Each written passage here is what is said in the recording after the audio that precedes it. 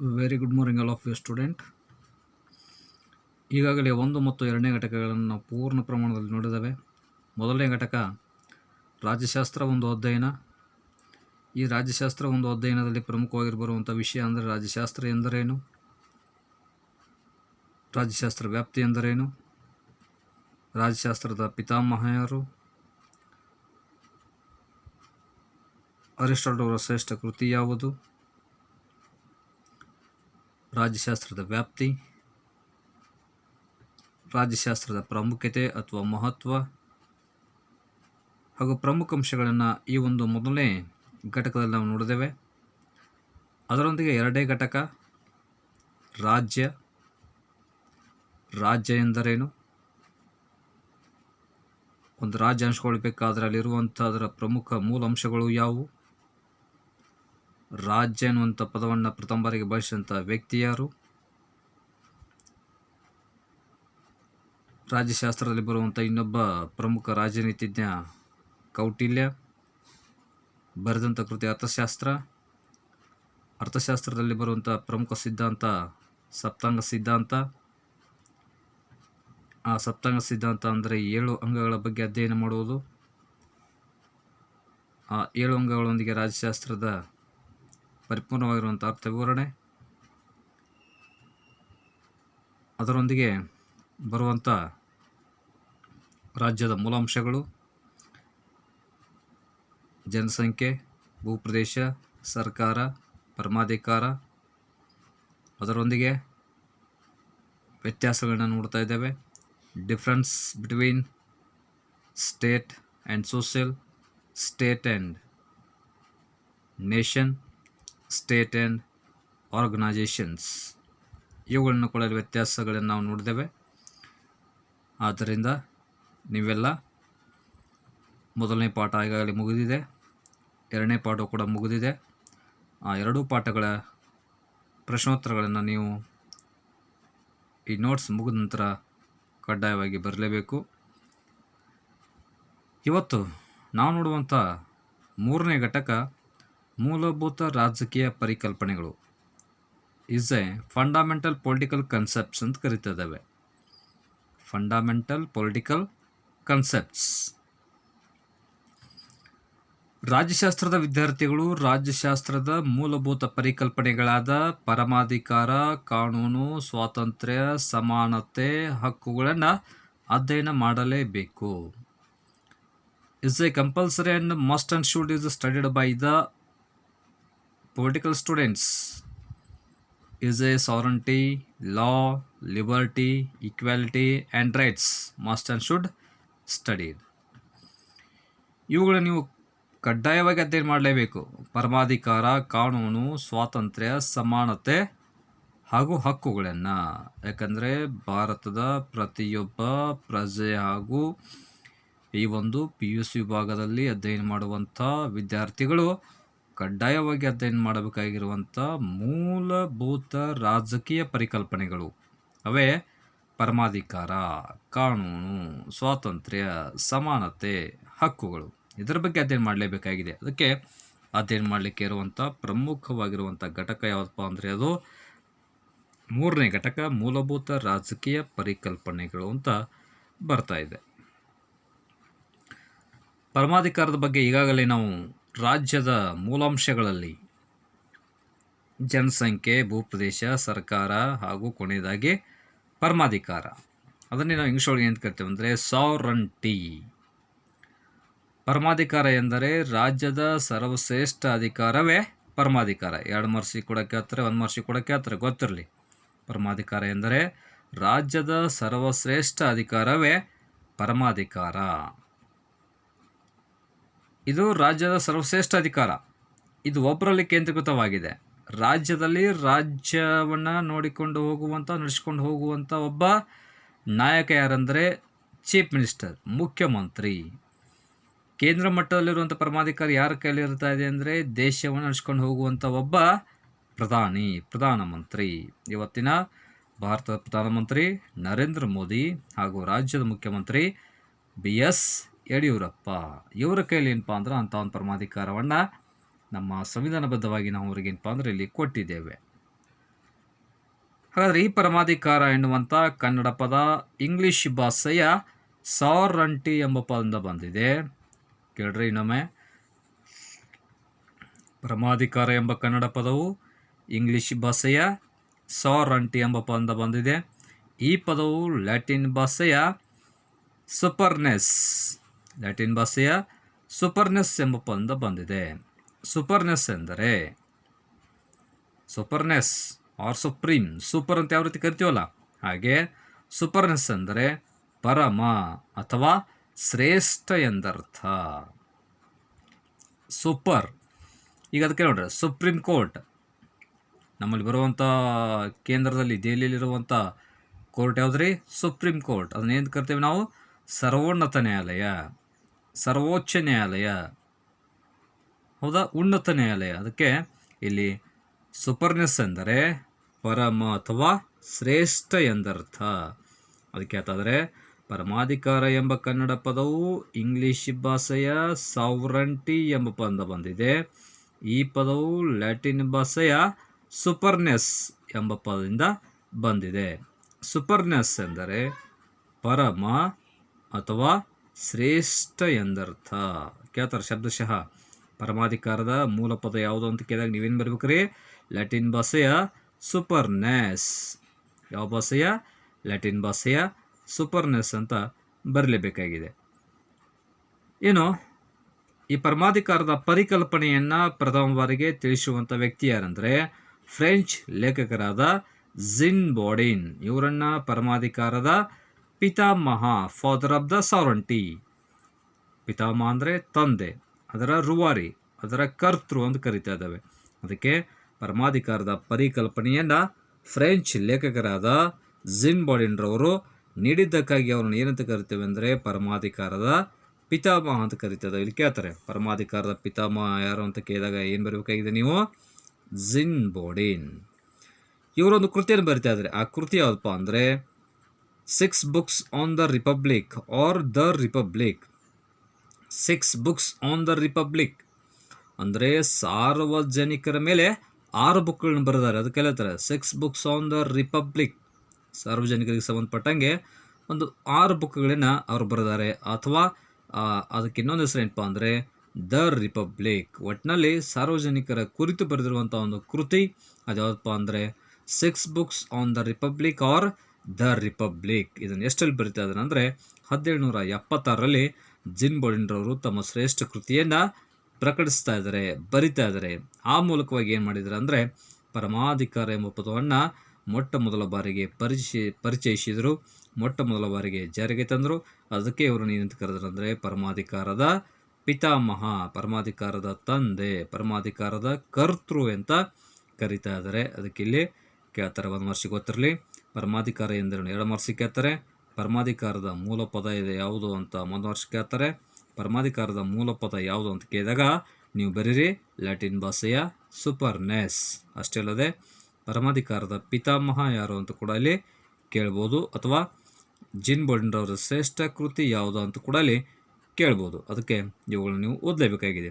ಅದೇ ರೀತಿಯಾಗಿ John lock ಇವರು ಕೂಡ ಒಬ್ಬ ರಾಜಕೀಯ ಚಿಂತಕರು, ರಾಜಕೀಯ ತಜ್ಞ. ಇವರು ಬರೆದಿರುವಂಥ ಒಂದು ಕೃತಿ ಯಾವುದಪ್ಪ ಅಂದರೆ ರಾಜಕೀಯ ಪರಮಾಧಿಕಾರ. ಅದೇ ರೀತಿಯಾಗಿ ಇನ್ನೊಬ್ಬ ವ್ಯಕ್ತಿ ಯಾರಪ್ಪ ಅಂದರೆ ಜೇನ್ ಜೇಕಸ್ ರೂಸೋ ಅವರು ಕೂಡ ಬರಿತಾ ಇದ್ದಾರೆ. ಎಂಥ ಪರಮಾಧಿಕಾರ ಅಂದರೆ ಜನತಾ ಪರಮಾಧಿಕಾರ. ಈಸ್ ಎ ಪೀಪಲ್ ಸಾವರಂಟಿ ಅಂತ ಕರೀತಾ ಇದ್ದಾವೆ. ಪೀಪಲ್ ಸಾವರಂಟಿ. ಜೇನ್ ಜೇಕಸ್ ರೂಸೋ ಅವರು ಬರೆಯುವಂಥ ಒಂದು ಸಂಬಂಧಪಟ್ಟಂಥ ಪರಮಾಧಿಕಾರಕ್ಕೆ ಸಂಬಂಧಪಟ್ಟಂಥ ಅವರು ಬರೆಯುವಂಥ ಒಂದು ಕೃತಿ ಯಾವುದಪ್ಪ ಅಂದರೆ ಜನತಾ ಪರಮಾಧಿಕಾರ. ಜಾನ್ ಲಾಕ್ ಅವರು ಬರೆಯುವಂಥ ಒಂದು ಪರಮಾಧಿಕಾರ ಯಾವುದು ಅಂದರೆ ರಾಜಕೀಯ ಪರಮಾಧಿಕಾರ. ನೆಕ್ಸ್ಟು ಪರಮಾಧಿಕಾರದಲ್ಲಿ 2 ಪ್ರಕಾರಗಳು ಅಥವಾ 2 ಸ್ವರೂಪಗಳು. Is a nature of the sovereignty are types of the ಸಾವರಂಟಿ.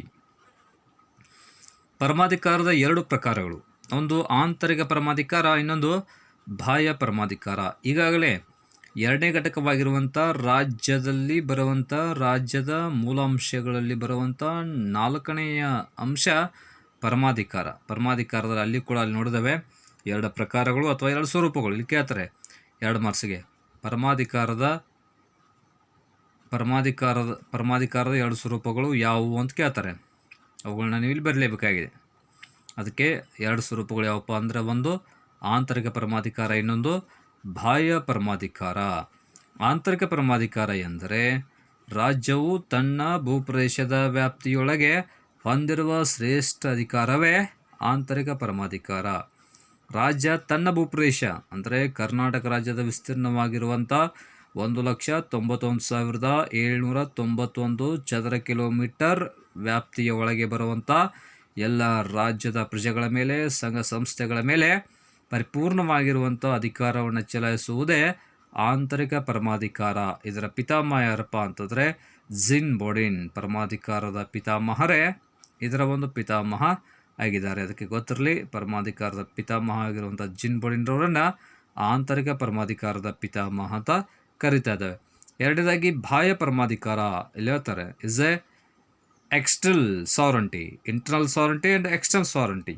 ಬಾಹ್ಯ ಪರಮಾಧಿಕಾರ ಒಂದು ರಾಜ್ಯ ಇನ್ನೊಂದು ರಾಜ್ಯದ ಅಧೀನಕ್ಕೆ ಒಳಪಡದೆ ಸ್ವತಂತ್ರವಾಗಿ ಎಲ್ಲ ರಾಜ್ಯಗಳ ಜೊತೆ ಸಂಬಂಧವನ್ನಿಟ್ಟುಕೊಳ್ಳುವ ಸಂಪೂರ್ಣ ಅಧಿಕಾರವನ್ನು ಬಾಹ್ಯ ಪರಮಾಧಿಕಾರ ಎನ್ನುವರು. ಒಂದು ರಾಜ್ಯ ಇನ್ನೊಂದು ರಾಜ್ಯದ ಅಧೀನಕ್ಕೆ ಒಳಪಟ್ಟು, ಒಂದು ರಾಜ್ಯ ಇನ್ನೊಂದು ರಾಜ್ಯದ ಅಧೀನಕ್ಕೆ ಒಳಪಡದೆ ಸ್ವತಂತ್ರವಾಗಿ ಎಲ್ಲ ರಾಜ್ಯಗಳ ಜೊತೆ ಸಂಬಂಧವನ್ನಿಟ್ಟುಕೊಳ್ಳುವ ಸಂಪೂರ್ಣ ಅಧಿಕಾರ. ಇದರ ಪ್ರತಿಪಾದಕರು ಯಾರಂದರೆ ಹ್ಯೂಗೋ ಗ್ರೋಸಿಯಸ್. ಒಂದು ರಾಜ್ಯ ಇನ್ನೊಂದು ರಾಜ್ಯದೊಂದಿಗೆ ಏನ್ರಿ ಸ್ವತಂತ್ರವಾಗಿರುವಂಥ ಎಲ್ಲ ಆಡಳಿತಾತ್ಮಕ, ರಾಜಕೀಯ, ಸಾಂಸ್ಕೃತಿಕ, ಸಾಮಾಜಿಕ ಚಟುವಟಿಕೆಗಳಲ್ಲಿ ಭಾಗವಹಿಸಿ ಸ್ವತಂತ್ರವನ್ನು ಹೊಂದುವುದು. ಇನ್ನೊಂದು ರಾಜ್ಯಕ್ಕೆ ಅದಕ್ಕೆ ಒಳಪಡಂಗಿಲ್ಲ, ಸ್ವತಂತ್ರವಾಗಿರೋದು. ಹೆಂಗ್ರಿ, ನಾವೇ ಸ್ವತಃ ಇನ್ನೊಬ್ಬರು ಅದಕ್ಕೆ ಒಳಪಡಂಗಿಲ್ಲ, ಯಾಕಂದ್ರೆ ಸ್ವತಂತ್ರವಾಗಿರುವಂಥ ಸ್ವಾತಂತ್ರ್ಯ ನಾವು ಪಡ್ಕೊಂಡಿದ್ದೇವೆ. ಇವತ್ತು ಅದಕ್ಕೆ ಹೇಳ್ತಾರೆ ಒಂದು ರಾಜ್ಯ ಇನ್ನೊಂದು ರಾಜ್ಯ ಅಧೀನಕ್ಕೆ ಒಳಪಡದೆ ಸ್ವತಂತ್ರವಾಗಿ ಎಲ್ಲ ರಾಜ್ಯಗಳೊಂದಿಗೆ ಒಳ್ಳೆಯ ಬಾಂಧವ್ಯವನ್ನು ಬೆಳೆಸಬೇಕಾಗಿದೆ, ಒಳ್ಳೆಯ ರಾಜತಾಂತ್ರಿಕ ಸಂಬಂಧಗಳನ್ನು ಬೆಳೆಸಬೇಕಾಗಿದೆ, ಒಳ್ಳೆಯ ನೈತಿಕ ಸಂಬಂಧಗಳನ್ನು ಬೆಳೆಸಬೇಕಾಗಿದೆ, ಒಳ್ಳೆಯ ಸಾಮಾಜಿಕ ಸಂಬಂಧಗಳನ್ನು ಬೆಳೆಸಬೇಕಾಗಿದೆ. ಅದಕ್ಕೆ ಅಂಥ ಒಂದು ಸಂಬಂಧ ಇದ್ದರೆ ಅದು ಏನಪ್ಪ ಅಂದರೆ ಎಂಥ ಅಧಿಕಾರ ಅಂದರೆ ಅದು ಬಾಹ್ಯ ಪರಮಾಧಿಕಾರ. ಇದರ ಪಿತಾಮಹ ಯಾರಂದರೆ ಹ್ಯೂಗೋ ಗ್ರೋಸಿಯಸ್ ಅಂತ ಬರ್ತಾ ಇದ್ದಾರೆ.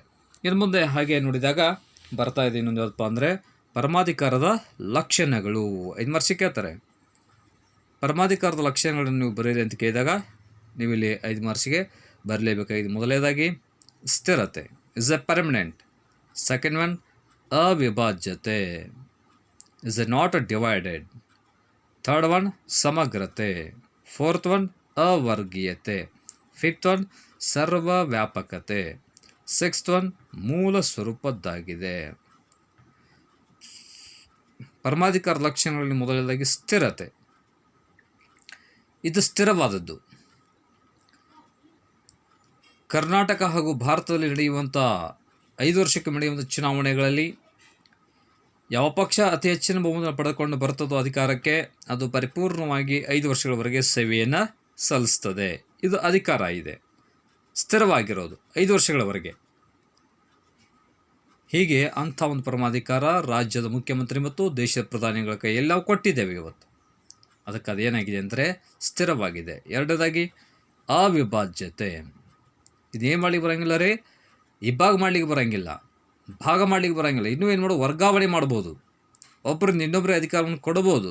ಆದರೆ ಈ ಒಂದು ಅಧಿಕಾರವನ್ನು ಏನು ಮಾಡ್ಲಿಕ್ಕೆ ಬರೋಂಗಿಲ್ಲ, ಪರಮಾಧಿಕಾರವನ್ನು ಇಬ್ಬಾಗ ಮಾಡಲಿಕ್ಕೆ ಬರಲ್ಲ. ಇನ್ನೂ ಏನು ಮಾಡಬಹುದು ಅಂದರೆ ರಾಜ್ಯದಲ್ಲಿ ಉಪಮುಖ್ಯಮಂತ್ರಿ ಹಾಗೂ ಮುಖ್ಯಮಂತ್ರಿ ಸ್ಥಾನಗಳನ್ನ ಕ್ರಿಯೇಟ್ ಮಾಡಿಕೊಂಡು ಉಪಮುಖ್ಯಮಂತ್ರಿಗಳು ತಮ್ಮ ಸೇವೆಯನ್ನು ಸಲ್ಲಿಸ್ಬೋದು. ಹಾಗಿರೋದರಿಂದ ಅದಕ್ಕೆ ಏನಾಗಿದೆ ಅಂದರೆ ಈ ಒಂದು ಪರಮಾಧಿಕಾರವನ್ನು ಅವಿಭಾಜ್ಯತೆ, ವಿಭಾಗ ಮಾಡಲಿಕ್ಕೆ ಬರೋಂಗಿಲ್ಲ, ನಾವೇ ಕೊಡ್ಬೋದು ಇನ್ನೊಬ್ಬರಿಗೆ. ಅದೇನಪ್ಪ ಅಂದರೆ ಪಕ್ಷದ ನಿರ್ಧಾರದ ಆಧಾರದ ಮೇಲೆ. ಹಾಗಿರೋದರಿಂದ ಇಂಥ ಒಂದು ಅಧಿಕಾರ ಇದು ಏನಾಗಿದೆ ಅಂದರೆ ಎರಡನೇದಾಗಿ ಅವಿಭಾಜ್ಯತೆ. ಮೂರನೇದಾಗಿ ಸಮಗ್ರತೆ. ಇದು ಸಮಗ್ರವಾದ ಅಧಿಕಾರ. ಬರೀ ಒಬ್ಬ ರಾಜ್ಯದ ಮುಖ್ಯಮಂತ್ರಿ ಅಷ್ಟೇ ಅಲ್ಲದೆ, ಒಬ್ಬ ಪ್ರಧಾನಮಂತ್ರಿ ಅಷ್ಟೇ ಅಲ್ಲದೆ MP ಗಳಿಗೂ ಮತ್ತು MLAಗಳಿಗೆ ಏನಾದರೆ 5 ವರ್ಷಗಳವರೆಗೆ ಅಧಿಕಾರವನ್ನು ಸಲ್ಲಿಸಲಿಕ್ಕೆ ಸರ್ಕಾರ ಏನು ಮಾಡಿದೆ ಅಂದರೆ ಅವಕಾಶ ಮಾಡಿ ಕೊಡ್ತಾ ಇದೆ. ಅದಕ್ಕೆ ಏನಾಗಿದೆ ಅಂದರೆ ಅಧಿಕಾರ ಸಮಗ್ರವಾದದ್ದು. ಎಲ್ಲರಿಗೂ ಅಂದರೆ ಚುನಾವಣೆಯಲ್ಲಿ ಆಯ್ಕೆಗೊಳ್ಳುವಂಥ ಎಲ್ಲ ಜನಪ್ರತಿನಿಧಿಗಳಿಗೆ ಏನಪ್ಪ ಅಂದರೆ ಇದು ಅಧಿಕಾರವನ್ನು ನೀಡಲಿಕ್ಕೆ ಅವಕಾಶ ಇದೆ. ನಾಲ್ಕನೇದಾಗಿ ಅವರ್ಗೀಯತೆ. ಸೇಮ್ ಅವಿಭಾಜ್ಯತೆ, ಅವರ್ಗೀಯತೆ. ಇದನ್ನು ಪರಮಾಧಿಕಾರವನ್ನು ಏನು ಮಾಡ್ಲಿಕ್ಕೆ ಬರೋಂಗಿಲ್ಲ ರೀ, ಅದನ್ನು ಇಬ್ಬಾಗ ಮಾಡ್ಲಿಕ್ಕೆ ಬರೋಂಗಿಲ್ಲ. ಇನ್ನೂ ಸ್ವಹಿತಾಸಕ್ತಿ ಮೇರೆಗೆ ಇನ್ನೊಬ್ರಿಗೆ ಕೊಡ್ಬೋದು, ಆದರೆ ಇದನ್ನು ಇಬ್ಬಾಗ ಮಾಡಲಿಕ್ಕೆ ಸಾಧ್ಯ ಇಲ್ಲ. ಅದಕ್ಕೆ ಒಬ್ಬ ನಾಯಕ, ಒಬ್ಬ ಮುಖ್ಯಮಂತ್ರಿ, ಒಬ್ಬ ಪ್ರಧಾನಮಂತ್ರಿ 5 ವರ್ಷಗಳವರೆಗೆ ತಮ್ಮ ಒಂದು ಸೇವೆಯನ್ನು ಪ್ರಾಮಾಣಿಕವಾಗಿ ಸಲ್ಲಿಸಲಿಕ್ಕೆ ಅವಕಾಶ ಇದೆ. 5ನೇದಾಗಿ ಸಮನ್ವಯತೆ. ಯಾವುದೇ ಒಬ್ಬ ರಾಜ್ಯದ ಮುಖ್ಯಮಂತ್ರಿ, ಪ್ರಧಾನಮಂತ್ರಿಗಳು ತಮ್ಮ ಅಧಿಕಾರವನ್ನು ಪಡ್ಕೊಂಡಾಗ, ಪರಮಾಧಿಕಾರವನ್ನು ಪಡೆದುಕೊಂಡಾಗ ಸಮಾನ ರೀತಿಯಲ್ಲಿ, ಸರ್ವ ಸಮಾನತ ರೀತಿಯಲ್ಲಿ ಎಲ್ಲ ನೋಡ್ಕೊಂಡು ಹೋಗಬೇಕಾಗಿದೆ. ಯಾಕಂದರೆ ಈ ಒಂದು 5 ವರ್ಷಗಳವರೆಗೆ ಸುದೀರ್ಘವಾಗಿರುವಂಥ ಸೇವೆಯನ್ನು ಸಲ್ಲಿಸಿದ್ದೇ ಆದರೆ, ಮತ್ತು ಜನಮನ್ನಣೆಯನ್ನು ಗಳಿಸಿದ್ದೇ ಆದರೆ, ಮುಂದೆ ಬರುವಂಥ ಚುನಾವಣೆಯಲ್ಲಿ ಮತ್ತೊಮ್ಮೆ ಮರು ಆಯ್ಕೆಯಾಗಿ ಮತ್ತೆ ಪ್ರಧಾನಿ ಮತ್ತು ರಾಜ್ಯ ಮುಖ್ಯಮಂತ್ರಿ ಆಗಲಿಕ್ಕೆ ಸಾಧ್ಯತೆ. ಆದ್ದರಿಂದ ಯಾವಾಗಲೂ ಜನಪರ ಕಾರ್ಯಗಳನ್ನು ಮಾಡೋದರ ಮೂಲಕವಾಗಿ, ಪ್ರಜೆಗಳ ಯೋಗಕ್ಷೇಮವನ್ನು ಬಯಸುವುದರ ಮೂಲಕವಾಗಿ, ಪ್ರಜೆಗಳ ಸಮಸ್ಯೆಗಳನ್ನು ಹೋಗಲಾಡಿಸುವುದರ ಮೂಲಕವಾಗಿ ಅಧಿಕಾರವನ್ನು ಹೊಂದಿದ್ದೇ ಆದರೆ ಅದು ಮತ್ತೆ ಚುನಾವಣೆಯಲ್ಲಿ ಆ ಪಕ್ಷ ಅಧಿಕಾರಕ್ಕೆ ಬರಲಿಕ್ಕೆ ಸಾಧ್ಯತೆ. ಅದಕ್ಕೆ ಇಲ್ಲಿ ಅಂತಂದರೆ ಸರ್ವ ವ್ಯಾಪಕತೆ. ದ 6th ಒನ್ ಮೂಲ ಸ್ವರೂಪದ್ದಾಗಿದೆ. ಇದು ಅಧಿಕಾರ ಅನ್ನೋದೇನೆಂದರೆ ಮೊದಲಿನಿಂದ ಹಿಡ್ಕೊಂಡು ಬಂದಿದ್ರಿ, ಇದು ಪವರ್. ಹೌದಾ? ಅಧಿಕಾರ ಅನ್ನೋದು ಇತಿಹಾಸ, ಕರ್ನಾಟಕ ಇತಿಹಾಸ, ಭಾರತ ಇತಿಹಾಸ, ಪ್ರಪಂಚ ಇತಿಹಾಸ, ಯಾವುದೇ ಇತಿಹಾಸವನ್ನು ತೆಗೆದುಕೊಂಡಾಗ ಏನಪ್ಪ ಅಂದರೆ ರಾಜಮನೆತನಗಳಲ್ಲಿ ಕೂಡ ಏನಂದರೆ ಅಂಥ ಒಂದು ಅಧಿಕಾರವನ್ನು ರಾಜ ರಾಣಿಯರ ಆಳ್ವಿಕೆಯನ್ನು ನೋಡಿದಾಗ, ಇವತ್ತು ಇಂಗ್ಲೆಂಡಿನ ರಾಣಿ ಎಲಿಜಬೆತ್ ಅವರು ಕೂಡ ಏನಪ್ಪ ಅಂದರೆ ಇವತ್ತು ತಮ್ಮದೇ ಆಗಿರುವಂಥ ರಾಣಿ ಆಳ್ವಿಕೆಯನ್ನು ಮಾಡೋದ್ರ ಮೂಲಕವಾಗಿ ಭಾರತದ ಇತಿಹಾಸವನ್ನು ತೆಗೆದುಕೊಂಡಾಗ, ಭಾರತ ಇತಿಹಾಸದಲ್ಲಿ ಕೂಡ ಇವತ್ತೇನಪ್ಪ ಅಂದರೆ ಭಾರತದ ಮೊದಲ ಮಹಿಳಾ ರಾಷ್ಟ್ರಪತಿ ಪ್ರತಿಭಾ ಪಾಟೀಲ್ ಅವರು ಕೂಡ ಇವತ್ತೇನೆಂದರೆ ರಾಷ್ಟ್ರಪತಿಯಾಗಿ ಸೇವೆ ಸಲ್ಲಿಸಿದಾರೆಲ್ಲ.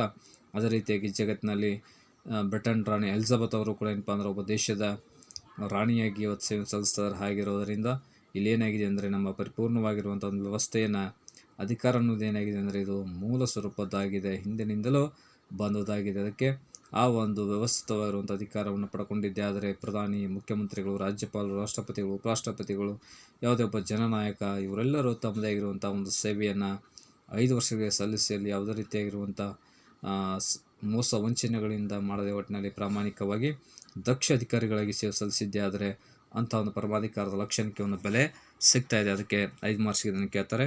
ಪರಮಾಧಿಕಾರದ ಲಕ್ಷಣಗಳನ್ನು ಬರೆಯಿರಿ ಅಂತ ಕೇಳಿದಾಗ, ಮೊದಲನೇದಾಗಿ ಸ್ಥಿರತೆ, 2ನೇದಾಗಿ ಅವಿಭಾಜ್ಯತೆ, 3ನೇದಾಗಿ ಸಮಗ್ರತೆ, 4ನೇದಾಗಿ ಅವರ್ಗೀಯತೆ, 5ನೇದಾಗಿ ಸರ್ವವ್ಯಾಪಕತೆ, 6ನೇದಾಗಿ ಮೂಲ ಸ್ವರೂಪದ್ದಾಗಿದೆ ಅನ್ನುವಂಥ 6 ಪಾಯಿಂಟ್ಗಳನ್ನು ನೀವು 5 ಮಾರ್ಕ್ಸಿಗೆ ಇಲ್ಲಿ ಬರಲೇಬೇಕಾಗಿದೆ. ಅದು ಏನಪ್ಪ ಅಂದರೆ ಪೀಠಿಕೆಯೊಂದಿಗೆ, ಪೀಠಿಕೆಯನ್ನು ಕೂಡ ಇಲ್ಲಿ ಬರಲೇಬೇಕು ಪ್ರತಿಯೊಂದಕ್ಕೂ. ಪೀಠಿಕೆ ಇಂಟ್ರೊಡಕ್ಷನ್ ಅಂತ ಕರಿತಿದ್ರು, ಇಂಟ್ರೊಡಕ್ಷನ್ ಪರಿಚಯ ಅಥವಾ ಪ್ರಸ್ತಾವನೆ. ಹೌದಾ? ಪೀಠಿಕೆಯಲ್ಲಿ ಬರೀತೀರಿ ನೀವು. ಏನಂತ ಬರೀತೀರಿ ಅಂದರೆ ಪೀಠಿಕೆ ಪ್ರಥಮ PUC ವಿಭಾಗದ ರಾಜ್ಯಶಾಸ್ತ್ರದ ವಿದ್ಯಾರ್ಥಿನಿಯರು ರಾಜ್ಯಶಾಸ್ತ್ರದ ಮೂಲಭೂತ ಪರಿಕಲ್ಪನೆಗಳಾಗಿರುವಂಥ ಪರಮಾಧಿಕಾರ, ಕಾನೂನು, ಸ್ವಾತಂತ್ರ್ಯ, ಸಮಾನತೆ, ಹಕ್ಕುಗಳನ್ನು ಅಧ್ಯಯನ ಮಾಡಲೇಬೇಕಾಗಿದೆ. ಇದನ್ನು ಪೀಠಿಕೆಯೊಳಗೆ ನೀವು ಇದನ್ನು ಬರೆದು ಆಮೇಲೆ 1 by 1 ನಿಮಗೆ ಯಾವ ರೀತಿ ಯಾವ ಪ್ರಶ್ನೆಗಳು ಕೇಳ್ತಾರಲ್ಲ ಆ ಪ್ರಶ್ನೆಗೆ ನೀವು ಆನ್ಸರ್ಗಳನ್ನು ಮಾಡ್ಕೊತ ಹೋಗಬೇಕಾಗ್ತದೆ. ಅದಕ್ಕೆ ಅಂಥ ಒಂದು ಮೂಲಭೂತ ಪರಿಕಲ್ಪನೆಗಳಲ್ಲಿ ಪರಮಾಧಿಕಾರದ ಪಿತಾಮಹ ಯಾರು, ಪರಮಾಧಿಕಾರದ ಪಿತಾಮಹರು ಬರೆದಂಥ ಕೃತಿ ಯಾವುದು, ಪರಮಾಧಿಕಾರ ಅಂತ ಪದ ಯಾವ ರೀತಿ ಬರ್ತಾ ಇದೆ, ಆ ಪರಮಾಧಿಕಾರದ ಮೂಲ ಪದ ಯಾವುದು, ಆ ಮೂಲ ಪದದ ಅರ್ಥ ಏನು, ಪರಮಾಧಿಕಾರದಲ್ಲಿರುವಂಥ 2 ಸ್ವರೂಪಗಳು ಯಾವುವು, ಆ ಪರಮಾಧಿಕಾರದ ಸ್ವರೂಪಗಳ ಮೊದಲನೆಯ ಸ್ವರೂಪದ ಪಿತಾಮಹ ಯಾರು, 2ನೇ ಸ್ವರೂಪದ ಪಿತಾಮಹ ಯಾರು, ಇವೆಲ್ಲವುಗಳನ್ನ 1 ಮಾರ್ಕ್ಸ್ಗೆ 2 ಮಾರ್ಕ್ಸ್ಗೆ ನೀವುಗಳನ್ನು ಪರಿಪೂರ್ಣವಾಗಿ ನೋಡ್ಕೊಳ್ಳಬೇಕಾಗಿದೆ. 5 ಮಾರ್ಕ್ಸ್ಗೆ ಪರಮಾಧಿಕಾರದ ಲಕ್ಷಣಗಳನ್ನು ವಿವರಿಸಿದ ಕೇಳಿದಾಗ ನೀವು ಈ ಒಂದು 6 ಪಾಯಿಂಟ್ಗಳನ್ನು ವಿವರಣೆ ಮಾಡಿರಿ, ಇಂಪಾರ್ಟೆಂಟ್ ಇದೆ. ದೆನ್ 2ನೇದಾಗಿ ಕಾನೂನು, ಮೂಲಭೂತ ರಾಜಕೀಯ ಪರಿಕಲ್ಪನೆಗಳು. ಇನ್ನೊಂದು ಪ್ರಮುಖವಾದಂಥ ಅಂಶ ಅಂದರೆ ಕಾನೂನು. ಇಂಗ್ಲೀಷ್ ಒಳಗೆ ಏನು ಕರಿತೀವಿ ಅಂದರೆ ನಾವು ಲಾ ಅಂತ ಕರಿತಾ ಇದ್ದಾವೆ. ಹೇಳ್ತಾರೆ ಕಾನೂನು ಎಂದರೆ ರಾಜ್ಯದ ನಿಯಮಗಳು ಮತ್ತು ನಿಯಂತ್ರಣಗಳೇ ಕಾನೂನು. ರಾಜ್ಯದ ನಿಯಮಗಳು ಮತ್ತು ನಿಯಂತ್ರಣಗಳೇ ಕಾನೂನು ಅಂತ ಹೇಳ್ತಾ ಇದ್ದಾರೆ. ನಿಯಮಗಳು, ರೂಲ್ಸ್ ಆ್ಯಂಡ್ ರೆಗ್ಯುಲೇಷನ್ಸ್. ರಾಜ್ಯದ ನಿಯಮಗಳು ಮತ್ತು ನಿಯಂತ್ರಣಗಳು ಏನಿದ್ದಾವೆ, ನಿಯಮಗಳಿದ್ದಾವೆ. ಆ ನಿಯಮಗಳನ್ನು ಬಿಟ್ಟು ಮೀರಿ ನಾವು ನಡಿಬಾರ್ದು. ಇವತ್ತು ನಿಯಮಗಳ ಅಡಿಯಲ್ಲೇ ಸಾಗಬೇಕಾಗಿದೆ. ನಿಯಮಗಳನ್ನ ಬಿಟ್ಟು ನಾವು ಹೋಗಿದ್ದೆ ಆದರೆ ಏನಾದರೆ ಇವತ್ತು ಕಾನೂನು ಕ್ರಮ ನಮ್ಮ ಮೇಲೆ ತೆಗೆದುಕೊಳ್ತದೆ. ಇವತ್ತು ಏನಂತಿದೆ, ದರೋಡೆ, ಕೊಲೆ, ಅತ್ಯಾಚಾರ, ಮೋಸ, ವಂಚನೆ ಇವೆಲ್ಲವುಗಳನ್ನ ಬಿಟ್ಟು ಒಬ್ಬ ವ್ಯಕ್ತಿ ಪ್ರಾಮಾಣಿಕ ವ್ಯಕ್ತಿಯಾಗಿ ಬದುಕಬೇಕಾಗಿದೆ. ಇವುಗಳು ಮಾಡಿದ್ದೇ ಆದರೆ ಕಾನೂನಿಗೆ ವಿರುದ್ಧವಾಗಿ ಮಾಡಿದ ಹಾಗೆ ಆಗ್ತದೆ. ಇವುಗಳನ್ನ ಮಾಡಲಿಲ್ಲ ಅಂದರೆ ಒಬ್ಬ ಪ್ರಾಮಾಣಿಕ ವ್ಯಕ್ತಿಯಾಗಿ, ಒಬ್ಬ ಪ್ರಜೆಯಾಗಿ ಬದುಕಲಿಕ್ಕೆ ಸಾಧ್ಯತೆ. ಇವುಗಳು ಮಾಡ್ಕೊತ ಹೋದರೆ ಅವಾಗ ಏನಾಗ್ತದೆ ಅಂದರೆ ವ್ಯಕ್ತಿಗೆ ಶಿಕ್ಷೆಯನ್ನು ಕೊಡ್ತಾರೆ ಸರ್ಕಾರ ಇವತ್ತು ಕಾನೂನು. ಅದಕ್ಕೆ ನಮ್ಮಲ್ಲಿ ಏನಿದೆಪ್ಪ ಅಂದರೆ ಇವತ್ತು ಯಾವುದೇ ಒಬ್ಬ ತಪ್ಪಿತಸ್ಥ ಅಪರಾಧಿಗೆ ಶಿಕ್ಷೆ ನೀಡಲಿಕ್ಕೆ ಇವತ್ತು ಹೇಳಿದ್ರೆ ನಮ್ಮಲ್ಲಿ ಬೆಂಗಳೂರಿನಲ್ಲಿ ಹೈಕೋರ್ಟ್ ಇದೆ, ಕೇಂದ್ರದಲ್ಲಿ ಸುಪ್ರೀಂ ಕೋರ್ಟ್ ಇದೆ. ಅದಕ್ಕೆ ಆ ಕಾನೂನುಗಳು ಅಷ್ಟೊಂದು ಏನಾಗಿ ಅವರು ಇವತ್ತು ಕಠಿಣವಾಗಿದ್ದಾವೆ. ಅದಕ್ಕೆ ಯಾವಾಗಲೂ ಏನಪ್ಪ ಅಂದರೆ ನಾವು ಯಾವುದೇ ಒಂದು ವಸ್ತುವನ್ನು ಮುಟ್ಟಬೇಕಾದ್ರೆ ಫಸ್ಟ್ ವಿಚಾರ ಮಾಡಿ ಮುಟ್ಟಲೇಬೇಕಾಗಿದೆ.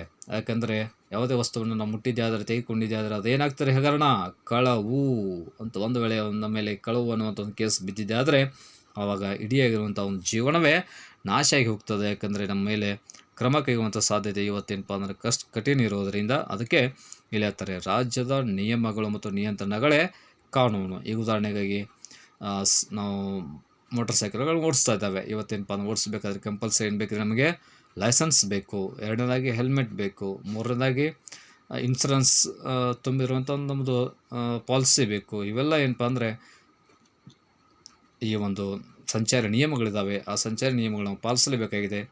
ಪಾದಚಾರಿಗಳು ಯಾವಾಗಲೂ ಜೀಬ್ರಾಗೆರೆ ಮೇಲೆ ಹೋಗಬೇಕಾಗಿದೆ.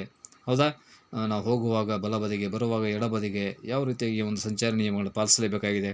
ಒಂದು ವೇಳೆ ಸಂಚಾರಿ ನಿಯಮಗಳನ್ನ ವಿರೋಧ ಮಾಡಿದ್ದೆ ಆದರೆ ಆಗ ನಮಗೇನ್ರಿ ದಂಡ ಹಾಕ್ತಾಯಿದೆ ಸರ್ಕಾರ. ಹೀಗಿರೋದರಿಂದ ಅಂಥ ಕಾನೂನುಗಳು ನಮಗೇನಪ್ಪ ಅಂದರೆ ಕಟ್ಟುನಿಟ್ಟಿನ ಕಾನೂನು ಕ್ರಮಗಳಿರೋದರಿಂದನೇ ಇವತ್ತು ಸಮಾಜದಲ್ಲಿ ವ್ಯಕ್ತಿಯ ಸುಂದರವಾಗಿ ಬದುಕಲಿಕ್ಕೆ ಸಾಧ್ಯತೆ. ಯಾವುದೇ ಗೊಂದಲಗಳಲ್ಲದೆ, ಯಾವುದೇ ಸಮಸ್ಯೆಗಳಲ್ಲಿ, ಯಾವುದೇ ಹಂಚಿಕೆ ಇಲ್ಲದೆ ಸುಂದರವಾಗಿರುವಂಥ ಬದುಕುವಂಥ ಒಂದು ಕಲೆಯನ್ನು ಬೆಳೆಸ್ಕೊಳ್ಳಿಕ್ಕೆ ಈ ಕಾನೂನು ಅನ್ನೋದು ಬೇಕೇ ಬೇಕಾಗಿದೆ. ಅದಕ್ಕೆ ಹೇಳ್ತಂದರೆ ಕಾನೂನು ಎಂದರೆ ರಾಜ್ಯದ ನಿಯಮಗಳು ಮತ್ತು ನಿಯಂತ್ರಣಗಳೇ ಕಾನೂನು. ಏನು ಶಬ್ದಶಃ ಈ ಕಾನೂನು ಅನ್ನೋದು ಯಾವ ರೀತಿ ಬರ್ತಾ ಇದೆ ಅನ್ನೋದನ್ನೆಲ್ಲ ನೋಡುವ. ಕಾನೂನು ಎನ್ನುವಂಥ ಕನ್ನಡ ಪದ ಇಂಗ್ಲೀಷ್ ಭಾಷೆಯ ಲಾ, LAW, ಲಾ ಎನ್ನುವ ಪದ ಬಂದಿದೆ. ಲಾ ಎನ್ನುವಂಥ ಒಂದು ಪದ ಓಲ್ಡ್ ಟುಟಾನಿಕ್ನ ಲ್ಯಾಗ್. ಯಾವ ಭಾಷೆ ಪದ ಇದು? ಓಲ್ಡ್ ಟುಟಾನಿಕ್ನ ಲ್ಯಾಗ್ ಎನ್ನುವ ಪದದಿಂದ ಬಂದಿದೆ. ಲ್ಯಾಗ್ ಎಂದರೆ ಏಕರೂಪ ಅಥವಾ ಏಕರೂಪತೆ. Is a only one. Equality, ಏಕರೂಪತೆ ಅಂದರೆ ರಾಜ್ಯದಲ್ಲಿರುವ ಎಲ್ಲರನ್ನು ಒಂದುಗೂಡಿಸಿ ಶಾಂತಿ ಸುವ್ಯವಸ್ಥತೆಯನ್ನು ಕಾಪಾಡುವುದಾಗಿದೆ. ರಾಜ್ಯದಲ್ಲಿರುವಂಥ ಎಲ್ಲ ಪ್ರಜೆಗಳನ್ನ ಒಂದುಗೂಡಿಸಿ ಶಾಂತಿ ಸುವ್ಯವಸ್ಥತೆಯನ್ನು ಕಾಪಾಡುವುದೇ ಕಾನೂನು. ಅದಕ್ಕೆ ಹೇಳ್ತಾರೆ ಶಬ್ದಶಃ ಕಾನೂನು ಎನ್ನುವಂಥ ಕನ್ನಡ ಪದ ಇಂಗ್ಲೀಷ್ ಭಾಷೆಯ ಲಾ ಎನ್ನುವ ಪದ ಬಂದಿದೆ. ಲಾ ಎನ್ನುವಂಥ ಒಂದು ಪದ ಓಲ್ಡ್ ಟುಟಾನಿಕ್ನ ಲ್ಯಾಗ್ ಎಂಬ ಪದ ಬಂದಿದೆ. ಲ್ಯಾಗ್ ಎಂದರೆ ಏಕರೂಪತೆ. Is a ಈಕ್ವಾಲಿಸಮ್. ನೋಡ್ರಿ, ಯಾಕಂದರೆ ಎಲ್ಲ ನಿಯಮಗಳು ಕಾನೂನು ಎಲ್ಲರಿಗೇನು ಒಂದೇ ಇದೆ. ಅದಕ್ಕೆ ನೋಡ್ರಿ ಇವತ್ತು ಯಾವುದೇ ಕೋರ್ಟ್ಗಳಲ್ಲಿ ನಾವು ನೋಡಿದಾಗ ಅದು ಹೈಕೋರ್ಟ್ ಆಗಿರ್ಬೋದು, ಸುಪ್ರೀಂ ಕೋರ್ಟ್ ಆಗಿರ್ಬೋದು, ಅಧಿ ನ್ಯಾಯಾಲಯಗಳು, ಸೆಷನ್ ನ್ಯಾಯಾಲಯಗಳಾಗಿರ್ಬೋದು, ಹೌದಾ, ಕೆಳಂತ ನ್ಯಾಯಾಲಯಗಳಾಗಿರ್ಬೋದು. ನೋಡ್ರಿ ಕೋರ್ಟ್ಗಳೇನಪ್ಪ ಅಂದರೆ ಒಂದು ನ್ಯಾಯದೇವತೆ, ಒಂದು ಸ್ಟ್ಯಾಚ್ಯೂ ಇದೆ. ಆ ನ್ಯಾಯದೇವತೆ ಕೈಯಲ್ಲಿ ಏನಂದರೆ ಒಂದು ತಕ್ಕಡಿ ಇದೆ. ಅವಳ ಕಣ್ಣಿಗೆ ಏನು ಕಟ್ಟಿದ್ದಾರೆ, ಒಂದು ಕಪ್ಪು ಪಟ್ಟಿಯನ್ನು ಕಟ್ಟಿದ್ದಾರೆ. ಯಾಕಂದರೆ ನ್ಯಾಯ ಅನ್ನೋದು ಏನಾಗಿರ್ಬೇಕಂದ್ರೆ ಎಲ್ಲರಿಗೂ ಸರಿಸಮಾನವಾಗಿರಬೇಕು. ನ್ಯಾಯ ತೀರ್ಪು ಏನಾಗಿರ್ಬೇಕು, ಇದು ಎಲ್ಲರಿಗೂ ಸರಿಸಮಾನವಾಗಿರಬೇಕು. ಇಲ್ಲಿ ಯಾವುದೇ ರೀತಿಯಾಗಿರುವಂಥ ಬಡವ, ಶ್ರೀಮಂತ, ಬಲ್ಲಿದ, ಕೆಳವರ್ಗ, ಮೇಲ್ವರ್ಗ, ಆ ಜಾತಿ ಈ ಜಾತಿ ಅನ್ನೋದನ್ನು ಯಾವುದನ್ನು ನೋಡೋದೆ ಕಾನೂನು ಅನ್ನೋದು ಎಲ್ಲರಿಗೂ ಸಮಾನವಾದದ್ದು. ಕಾನೂನು ತೀರ್ಪು ಅನ್ನೋದೇನ್ರಿ ಎಲ್ಲರಿಗೂ ಸರಿಸಮಾನವಾಗಿರೋದು. ಅದಕ್ಕೆ ಆ ನ್ಯಾಯ ದೇವತೆ ಯಾರನ್ನು ನೋಡೋದೆ ಆ ಒಂದು ಏನಪ್ಪ ಅಂದ್ರೆ ತೀರ್ಪನ್ನು ಅದು ಬಡವರ ಪರವಾಗಿ ಇರ್ಬೋದು ಅಥವಾ ಶ್ರೀಮಂತ ಪರವಾಗಿ ಇರ್ಬೋದು, ಒಟ್ಟಿನಲ್ಲಿ ನ್ಯಾಯ ಅನ್ನೋದೇನಪ್ಪ ಅಂದರೆ ಎಲ್ಲರಿಗೂ ಸರಿಸಮಾನವಾಗಿ ದೊರೆಯಬೇಕು ಅನ್ನೋಂಥ ಉದ್ದೇಶ ಇಟ್ಟುಕೊಂಡೆ ನಮ್ಮ ನ್ಯಾಯಾಲಯಗಳಲ್ಲಿ ಏನಪ್ಪ ಅಂದ್ರೆ ಅಂಥ ಒಂದು ಮೂರ್ತಿಗೆ, ನ್ಯಾಯ ದೇವತೆಗೆ ಏನಂದರೆ ಕಪ್ಪು ಪಟ್ಟಿಯನ್ನು ಕಟ್ಟಿ ಅವಳಿಗೆ ನೋಡಬಾರಂಥ ರೀತಿಯಲ್ಲಿ ಇವತ್ತು ಅದಕ್ಕೆ ನಾವೆಲ್ಲ ಏನಪ್ಪ ಅಂದರೆ ಆ ಒಂದು ಕಾನೂನು ಅಡಿಯಲ್ಲಿ ಏನಂದರೆ ಎಲ್ಲರಿಗೂ ಏಕರೂಪತೆ, ಎಲ್ಲ ನೀತಿ ನಿಯಮಗಳು ಎಲ್ಲರಿಗೂ ಏನಾದರೂ ಒಂದೇ ಆಗಿರಬೇಕು ಅನ್ನೋ ಉದ್ದೇಶದಿಂದನೇ ಅಂಥ ಒಂದು ನಿಯಮಗಳನ್ನು ಜಾರಿಗೆ ತರ್ತಾ ಇದ್ದಾರೆ. ಇನ್ನು ಈ ಒಂದು ವ್ಯಾಖ್ಯೆಗಳನ್ನು ನೋಡಿದಾಗ ಜಾನ್ ಆಸ್ಟಿನ್ ಅವರು ಹೇಳ್ತಾಯಿದ್ದಾರೆ, ಶ್ರೇಷ್ಠ ವ್ಯಕ್ತಿ ಕನಿಷ್ಠ ವ್ಯಕ್ತಿಗೆ ನೀಡುವಂಥ ಆಜ್ಞೆಯೇ ಕಾನೂನು. ಶ್ರೇಷ್ಠ ವ್ಯಕ್ತಿ ಕನಿಷ್ಠ ವ್ಯಕ್ತಿಗೆ ನೀಡುವಂಥ ಆಜ್ಞೆಯೇ ಕಾನೂನು. ಅಂದರೆ ಈಗ ಯಾವುದೇ ಒಬ್ಬ ವ್ಯಕ್ತಿ ನಮಗೇನಪ್ಪ ಅಂದರೆ ಆಜ್ಞೆ ಮಾಡಿದ್ದೆ ಆದರೆ ಅದನ್ನು ನಾವು ಪರಿಪಾಲಿಸಲೇಬೇಕಾಗಿದೆ. ಇವತ್ತು ಹೈಕೋರ್ಟು, ಸುಪ್ರೀಂ ಕೋರ್ಟು ಇವೇನು ಕೊಡ್ತಾರೆ, ನಮಗೆ ಆಜ್ಞೆ ಮಾಡ್ತವೆ, ಆದೇಶ ನೀಡ್ತವೆ. ಏನಪ್ಪ ಅಂದರೆ ಒಂದು ವೇಳೆ ಯಾವುದೇ ಒಂದು ಕೇಸ್ಗಳು ನಾವು ಸಿಕ್ಕಾಕೊಂಡಿದ್ದೆ ಆದರೆ ನಿಮ್ಮ ಕೇಸ್ ಪರಿಪೂರ್ಣವಾಗುವವರೆಗೂ ನೀವೇನು ಮಾಡುವಾಗಿಲ್ಲ ಅಂದರೆ ಯಾವುದೇ ಇಲ್ಲಿ ಊರನ್ನು ಬಿಟ್ಟು ಹೋಗುವಾಗಿಲ್ಲ, ನಾವು ಹೇಳಿದಾಗಲೇ ಮಾತ್ರ ಹೋಗಬೇಕು ಅನ್ನೋದೇನಪ್ಪ ಅಂದರೆ ಒಂದು ಆಜ್ಞೆ. ಅಷ್ಟೇ ಅಲ್ಲದೆ ನೋಡ್ರಿ, ಇವತ್ತು ಯಾವುದೇ ಒಂದು ಈ ಉದಾಹರಣೆಗಾಗಿ ನಾನೊಬ್ಬ ಶಿಕ್ಷಕ, ರಾಜಶಾಸ್ತ್ರ ವಿಷಯದ ಶಿಕ್ಷಕನಾಗಿದ್ದು ನಾನೇನಪ್ಪ ಅಂದರೆ ನಿಮಗೇನು ಹೇಳ್ತಾ ಇದ್ದೇನೆ ರೀ, ನಾನು ಕೊಟ್ಟಿರುವಂಥ ನೋಟ್ಸ್ಗಳನ್ನ ಬರೀರಿ, ನೋಟ್ಸ್ಗಳನ್ನ ಬರೆದ ನಂತರ ಅಲ್ಲಿ ಹಿಂದುಗಡೆ ಬರುವಂಥ ಪ್ರಶ್ನೋತ್ತರಗಳನ್ನು ಬರೀರಿ ಅನ್ನೋದೇನು ರೀ, ಇದು ನಾನು ಆಜ್ಞೆ ಮಾಡ್ತಾ ಇದ್ದೇನೆ. Is A order. ನೀವು ಅದನ್ನ ಏನು ಮಾಡ್ಬೇಕು ರೀ, ಪಾಲಿಸಲೇಬೇಕು, ಕಂಪಲ್ಸರಿ ನೀವು ಬರಲೇಬೇಕಾಗಿದೆ. ಒಂದು ವೇಳೆ ಬರದೇ ಇದ್ದರೆ ಅವಾಗ ಏನಾಗ್ತದೆ, ನಿಮಗೆ ಶಿಕ್ಷೆ ಆಗ್ತದೆ, ಅಂದರೆ ಪನಿಷ್ಮೆಂಟ್ ಆಗ್ತದೆ, ಹೌದಾ? ಅದೇ ರೀತಿ ನಮ್ಮ ಮೇಲೆ ಇರುವಂಥ ಪ್ರಿನ್ಸಿಪಾಲ್ರು ಅವ್ರು ನಮಗೆ ಏನು ಮಾಡ್ತಾರೆ, ನಮಗೂ ಅವರು ಆದೇಶ ಮಾಡ್ತಾರೆ, ಆದ್ಯ ಮಾಡ್ತಾರೆ, ಏನು ರೀ ನೀವು ಕೂಡ ಏನು ಮಾಡಿರಿ, ಕಂಪಲ್ಸರಿಯಾಗಿ ನಿಮ್ಮ ವಿದ್ಯಾರ್ಥಿಗಳಿಗೆ ಏನು ಮಾಡಿರಿ, ನಿಮ್ಮ ನೋಟ್ಸ್ಗಳನ್ನ ಬರಲಿಕ್ಕೆ ಹೇಳ್ರಿ ಅಂತ ಹೇಳ್ತಾರೆ. ಒಂದು ವೇಳೆ ನಾವು ಕೂಡ ನಿಮ್ಗೆ ಬರ್ಸಿಲ್ಲ ಅಂದ್ರೆ ಅವ್ರು ನಮ್ಮ ಮೇಲೆ ಕ್ರಮ ಕೈಗೊಳ್ತಾರೆ, ನಾವು ನಿಮ್ಮ ಮೇಲೆ ಕ್ರಮ ಕೈಗೊಳ್ತೇವೆ. ಹೀಗೇನಪ್ಪ ಅಂದರೆ ಯಾವುದೇ ಶ್ರೇಷ್ಠ ವ್ಯಕ್ತಿ ಕನಿಷ್ಠ ವ್ಯಕ್ತಿಗೆ ನೀಡುವಂಥ ಆಜ್ಞೆಯೇ ಕಾನೂನು. ದೆನ್ ಎರಡನೇದಾಗಿ TH ಗ್ರೀನ್ ಅವರು ಹೇಳ್ತಿದ್ರೆ, ರಾಜ್ಯ ಜಾರಿಗೆ ತರುವ ಹಕ್ಕು ಮತ್ತು ಕರ್ತವ್ಯಗಳ ವ್ಯವಸ್ಥೆಯೇ ಕಾನೂನು. ನಮ್ಮ ರಾಜ್ಯ ಜಾರಿಗೆ ತರುವಂಥ ಹಕ್ಕು ಮತ್ತು ಕರ್ತವ್ಯಗಳ ವ್ಯವಸ್ಥೆ ಏನಂತ ಕರ್ತೇವೆ ಅಂದರೆ ಕಾನೂನು. ನಮ್ಮಲ್ಲಿರುವಂಥ 6 ಮೂಲಭೂತ ಹಕ್ಕುಗಳು ಮತ್ತು 11 ಮೂಲಭೂತ ಕರ್ತವ್ಯಗಳನ್ನ ನಾವೇನಪ್ಪ ಅಂದ್ರೆ ಅಧ್ಯಯನ ಮಾಡಲೇಬೇಕಾಗಿದೆ. ಅದಕ್ಕೆ ನಮ್ಮ ರಾಜ್ಯ ನಮಗೆ ಒದಗಿಸಿಕೊಟ್ಟಿರುವಂಥ 6 ಮೂಲಭೂತ ಹಕ್ಕುಗಳನ್ನು ಮತ್ತು 11 ಮೂಲಭೂತ ಕರ್ತವ್ಯಗಳನ್ನ ಪ್ರತಿಯೊಬ್ಬ ಪ್ರಜೆ ತನ್ನ ಜೀವನದಲ್ಲಿ ಅಳವಡಿಸ್ಕೊಳ್ಬೇಕಾಗಿದೆ. ಅದಕ್ಕೆ ಯಾವುದೇ ರೀತಿಯಾಗಿರುವಂಥ ಧಕ್ಕೆ ಬರುವಂತೆ ನೋಡಿಕೊಳ್ಳಬೇಕಾಗಿದೆ, ಹೌದಾ? ಇದಿಷ್ಟು ಈ ಒಂದು ಮೂಲಭೂತ ರಾಜಕೀಯ ಪರಿಕಲ್ಪನೆಗಳಲ್ಲಿ ಇದಿಷ್ಟು ನೋಡುವ. ಉಳಿದನ್ನು ಮತ್ತೆ ನಾವು ನಾಳಿನ ದಿನ ನೋಡುವ. ನಾಳೆ ಯಾವುದನ್ನು ನೋಡುವ, ಕಾನೂನಿನ ಲಕ್ಷಣಗಳ ಬಗ್ಗೆ ನಾಳೆ ನೋಡುವ. Okay, thank you.